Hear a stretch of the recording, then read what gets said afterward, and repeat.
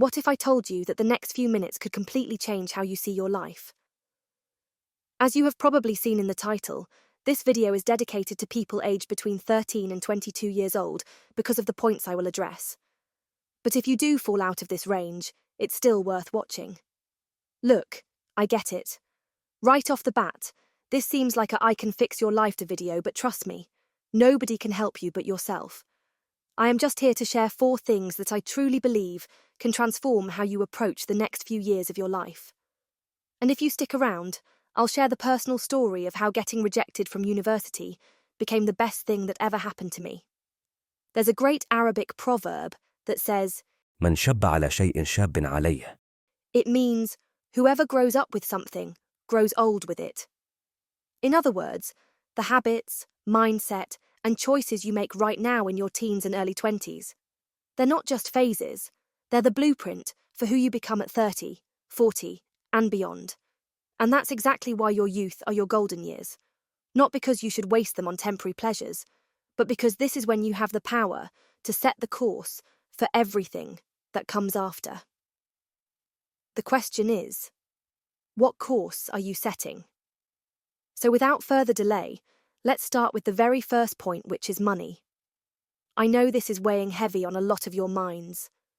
With inflation, increased taxes and bills going through the roof, everything seems to cost more. As a student, you're probably watching prices go up on everything from food to rent, and it feels impossible to keep up. The part-time job you have probably doesn't earn you a lot compared to expenses, and working more hours means less focus on studies. I get it. I was there not once, but many times. And not to mention how easy it becomes to fall into making money through haram ways when you're desperate. But here's what Allah, subhanahu wa ta'ala, tells us. And whoever fears Allah, He will make for him a way out and will provide for him from where he doesn't expect. This isn't just comfort. It's a promise. It's better to earn less through halal means than to make more money through haram and lose out on good deeds. Trust me, you will regret getting into haram income, whether that's content with music, brand deals that compromise your modesty, or handling alcohol because your boss says so. I actually have a story about refusing to transport alcohol at work, but I'll save that for another video maybe. The Prophet, sallallahu alaihi wasallam, gave us this beautiful example. If you were to rely upon Allah with reliance due to Him, He would provide for you just as He provides for the birds. They go out in the morning with empty stomachs and return full. Think about that image. Birds don't have savings accounts, they don't stress about tomorrow's meal, but they go out each morning trusting that Allah will provide. And He does. Of course, working hard to achieve your goals and going out to make money is important, but trusting Allah is also part of the process. So right now, don't focus on people making more money than you. This is your time to build your skills, expand your knowledge, and develop your character. Put in sincere effort, make dua to Allah, and trust that He will provide. The rest will come when the time is right, bi'ithnillah. Second point, failure is going to be a part of your life. The sooner you accept this, the better off you'll be. Picture this. There's a young sister who gets rejected from university, fails her exams, gets turned down for marriage proposals multiple times, can't reach her fitness goals. Basically, everything she touches seems to fall apart. Now she has 2 choices. She can either beat herself up, spiral into negative self-talk, and eventually stop trying altogether. Or she can see these as stepping stones.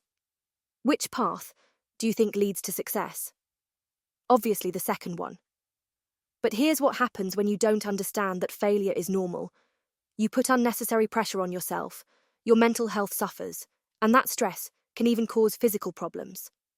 Instead of blaming yourself and losing trust in Allah when things don't go your way, say, قدر الله وما شاء فعل. It is the decree of Allah, and He does whatever He wills. This reminds you that Allah is in control, not you. If you lose something important to you, say, إنا لله وإنا إليه راجعون. Indeed we belong to Allah, and indeed to Him we will return. Allah mentions this in Surah Al-Baqarah specifically for times when we face loss or hardship. And if you're really struggling to stay positive during tough times, Make this dua. اللهم إني أسألك الرضا بعد القضاء. O Allah, I ask you for contentment after your decree. You're asking Allah to help you be at peace with whatever He has decided. Don't just watch this video and forget these du'as. When this finishes, memorize them. Use them when life gets hard. I was actually rejected from medical school during lockdown. My lifelong dream of becoming a doctor felt crushed. But instead of staying in that negative space, I used that time to find a Quran teacher and begin my memorization journey. That rejection? It led me to something even more valuable. So that's the end of part 1 of this video. Make sure to subscribe because I will be dropping part 2 very soon, inshallah. So until next time, Assalamu alaikum wa rahmatullahi wa barakatuh.